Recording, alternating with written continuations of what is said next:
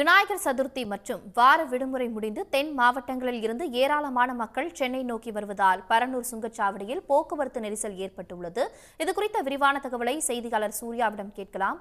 சூர்யா, விவரம். கண்டிப்பாக. அதாவது சனிக்கிழமை பொறுத்தவரை விநாயகர் சதுர்த்தி மற்றும் வார விடுமுறை ஞாயிற்றுக்கிழமை என தொடர் 2 நாட்கள் விடுமுறையின் காரணமாக சென்னையில் இருக்கக்கூடிய மக்கள் தனது சொந்த ஊரில் இந்த விநாயகர் சதுர்த்தியை கொண்டாடுவதற்காக ஏற்கனவே வெள்ளிக்கிழமை மாலையே சென்னையிலிருந்து மக்கள் வெளியேறி தென் மாவட்டங்களுக்கு சென்றிருக்காங்க.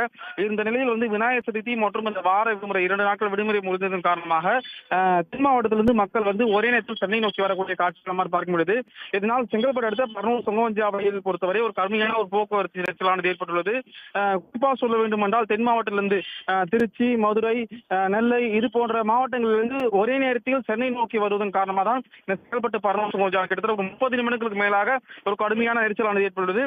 இருந்தாலும் கூட புலிப்பாக்கம் பரனூர் கிட்டத்தட்ட 2 கிலோமீட்டருக்கு மேலாக போக்குவரத்து தொடர்ச்சியா இருப்பதன் காரணமாக சுங்கச்சாவடியில் கூடுதலாக பூத்துகளை திறத்து அதிகமான வாகனங்களை தென் மாவட்டத்தில் வரக்கூடிய சென்னையை நோக்கி வரக்கூடிய வாகனங்கள் அதிகமாக அணுகக்கூடிய காட்சிகள் மாதிரி பார்க்க முடியுது. இருந்தாலும் கூட இந்த திருச்சியிலிருந்து சென்னை வரக்கூடிய வாகனங்கள் அனைத்துமே பரனூர் சுங்கச்சாவடியில் ஒரு கடுமையான போக்குவரத்து நெரிசலில் சிக்கி மிகவும் தாமதமாக சென்னை நோக்கி வரக்கூடிய நிலைமை தான் தற்போது ஏற்பட்டுள்ளது.